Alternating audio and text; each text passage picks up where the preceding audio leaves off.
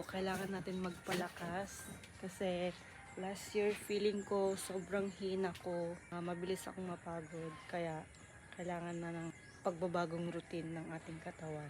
At kailangan talaga ng exercise ng katawan natin. Let's do this. So, I'm working here at Arc Calapao. Dito ako mag-work ngayon. And this is my outfit.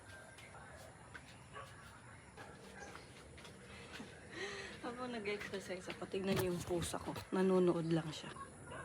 Nakaka-distract ka, sir. Let's go. 5 minutes. Ito naman. Nag-exercise nga ni. Meron pa tayong 30 minutes. Huwag lang tayo. Puro trabaho. Mag-exercise din tayo. Okay na to. Lake sa plywood. So, ito yung project natin na tayo.